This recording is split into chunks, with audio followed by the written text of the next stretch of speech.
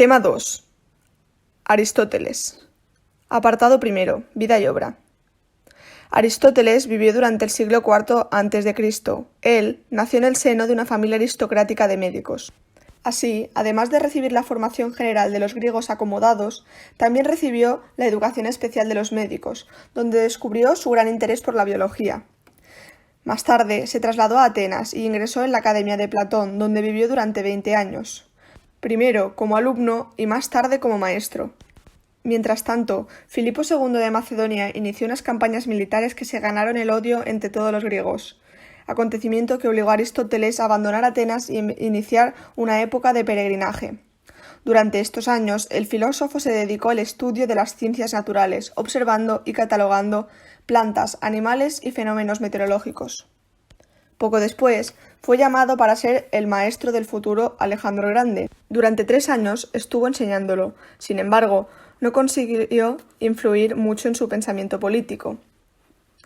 Mientras Alejandro realizaba sus campañas militares, él abrió un centro alternativo a la Academia Platónica, el que se conocerá como el Liceo. Durante 13 años, Aristóteles enseñó en su centro, el Liceo. Fueron unos años de grande actividad científica y teórica. Pero con la muerte de Alejandro, a Aristóteles no le quedó otra que abandonar Atenas y acabó muriendo pocos años después. Su obra se conoce con el nombre del Corpus Aristotelicum y fue ordenada años después de su muerte. Desgraciadamente, gran parte de esta obra se perdió, y lo que conservamos son escritos mayoritariamente de carácter esotérico, que forman parte de sus años en el Liceo. El Corpus Aristotelicum está dividido en escritos de lógica, ciencias naturales, psicología, física, metafísica, ética y política y estética. Apartado segundo. Crítica a las ideas de Platón. Aunque Platón fue el maestro de Aristóteles en la Academia, cuando éste murió, Aristóteles se fue distanciando poco a poco de su pensamiento porque encontraba que éste tenía una serie de inconvenientes que Platón no había solucionado, y fueron el motivo por el cual Aristóteles elaboró teorías paralelas a las platónicas. Estos inconvenientes eran: 1. ¿Cómo podía existir ideas perfectas de acciones imperfectas como puede ser la suciedad o excretar, por ejemplo? La segunda sería: ¿cómo es posible que eso que hace que un ser sea un ser esté separado del mismo? Y por último, la tercera sería que el dualismo platónico no explica el movimiento y el cambio del mundo tangible. Entonces, ¿cómo son posibles el movimiento y el cambio? Apartado tercero. Teoría metafísica de Aristóteles. Muchos filósofos habían intentado dar una explicación racional al fenómeno del movimiento y el cambio. La teoría metafísica platónica era una síntesis entre la concepción de Heráclito, que decía que el movimiento es la ley del universo y que todo se encuentra en un perpetuo fluir, y la de Parménides, que defendía que el movimiento es imposible ya que no se puede pasar del no ser al ser o a la inversa. A través de un dualismo entre el mundo de las ideas y el mundo de los sentidos, era como relacionaba Platón estos dos conceptos. Según Aristóteles, Platón no había llegado nunca a integrar estas dos concepciones, solo las había yuxtapuesto. Por eso, consideró que su respuesta no era una auténtica explicación de la naturaleza y el cambio, y decidió elaborar una teoría nueva. Para explicar este cambio y movimiento, elaboró la teoría conocida como ileomorfismo. Ile viene del griego y significa materia, y morfe también viene del griego y significa forma. Para Aristóteles, la realidad está formada por substancias. Estas se entienden como individuos concretos que forman parte del mundo sensible. Estas sustancias están formadas por un compuesto inseparable entre la materia, que es el material que la conforma, y la forma o esencia, que es eso que define lo que es. De ahí el nombre de ilemorfismo. Aristóteles diferencia entre dos tipos de sustancias: las sustancias primeras, que son esas que existen de forma independiente, y las sustancias segundas, que son esas que dependen de las sustancias primeras. Aún así, estas sustancias se transforman, aparecen y desaparecen. Como después de Parménides había quedado claro la imposibilidad de la existencia del cambio y el movimiento, Aristóteles resuelve esta problemática argumentando que existen diversas maneras de ser y de no ser. Existe el no ser absoluto, que jamás podrá llegar a ser, y el no ser relativo, que aunque ahora no es, podría llegar a serlo. Si una sustancia es un no ser relativo o un no ser absoluto, depende de la potencia del acto. El acto es la realidad actual de cualquier sustancia, y la potencia son las capacidades que tiene una sustancia que podría llegar o no a poner en acto. Por tanto, si una sustancia tiene en potencia unas determinadas capacidades, entonces será un no ser relativo, porque ahora no lo es, pero podría llegar a serlo.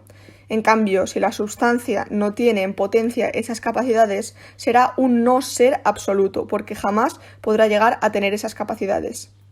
Además, para Aristóteles existen 4 causas necesarias para que se produzca el movimiento y el cambio. La primera es la causa material, eso de lo que está hecho. La segunda es la causa formal, que sería la esencia. La tercera es la causa eficiente, que sería el ejecutor. Y la última es la causa final, que es el objetivo que se persigue.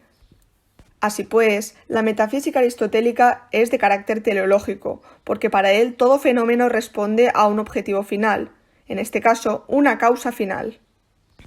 Apartado cuarto. Teoría epistemológica. Tanto Platón como Aristóteles coinciden en considerar que la ciencia es un conocimiento universal. Para Aristóteles, este conocimiento lo podemos encontrar en el mundo sensible, a diferencia de Platón. Según él, la curiosidad es una característica intrínseca en el hombre. Esta admiración delante de las cosas que nace de la ignorancia es lo que nos impulsa a conocer. Cuando nacemos, nuestra mente está completamente en blanco. Poco a poco vamos conociendo eso que nos rodea gracias a nuestros sentidos. Las cosas sensibles de este mundo y materiales son las únicas que nos pueden acercar al verdadero conocimiento. Pero no son solo eso, hay también algo más. Los sentidos captan el objeto concreto, pero es gracias a la abstracción y la razón que nosotros entendemos los conceptos. Aristóteles, al igual que los otros filósofos antiguos, eran optimistas epistemológicos, porque consideraban que el hombre podría llegar a conocerlo todo. Apartado quinto. La teoría antropológica platónica. Para Aristóteles, el ser humano, al igual que los seres animados, presentan un dualismo entre alma y cuerpo. La alma es el principio que da vida al cuerpo, pero que a la vez depende de él. Además, existen diferentes tipos de almas. Platón diferencia 3. El alma vegetativa, que es la propia de las plantas, son aquellas almas que se encargan de la alimentación, la respiración y la reproducción. Luego, el alma sensitiva, que es la propia de los animales, que además de ocuparse de los principios del alma vegetativa, también se ocupa de la sensación y la locomoción. Y por último, el alma racional, que es la propia del ser humano, que se ocupa, además de las funciones del alma sensitiva y vegetativa, de la racionalidad. Apartado sexto. Teoría ética. La ética aristotélica tiene una dimensión teleológica también, es decir, toda acción responde a una finalidad. La finalidad última del hombre es ser feliz, y para poder serlo, ha de desarrollar su parte vegetativa, sensitiva y sobre todo la racional, porque es especialmente esta última la que nos hace ser lo que somos y tener las actitudes que tenemos. Por tanto, el hombre será feliz cuando lleve a cabo una vida dedicada al saber. Cuando se adquiere una buena ejercitación mental en todos los aspectos, es cuando el hombre habrá alcanzado la excelencia, que Aristóteles llama virtudes dianoéticas. Estas virtudes dianoéticas están relacionadas con la capacidad de reflexión y son las siguientes: la prudencia, el arte, la sabiduría, la ciencia y la inteligencia intuitiva. La persona que no ejercite estas capacidades es poco probable que llegue realmente a ser feliz nunca. Por otro lado, también diferencia las virtudes éticas, que están relacionadas con nuestra forma de actuar en el mundo, con el control de las pasiones y los deseos. El hombre actúa correctamente y es virtuoso si sus deseos se enmarcan en la racionalidad. Delante de la variedad de factores y circunstancias que rigen el mundo, la mejor ética es el término medio. Apartado séptimo. Teoría política. Como la finalidad última del hombre es ser feliz, pero éste no lo puede ser al margen de la sociedad o polis, porque es un animal social por naturaleza, deberá vivir en comunidad. Aristóteles no defiende un único modelo de sociedad justa, porque según él, cada pueblo vive unas circunstancias diferentes y sus virtudes serán relativas en dependencia de estas circunstancias. La mejor comunidad es, por tanto, la más moderada, esa en la que los ciudadanos no sean ni demasiado ricos ni demasiado pobres. El mejor régimen se encuentra a medio camino entre la oligarquía y la democracia.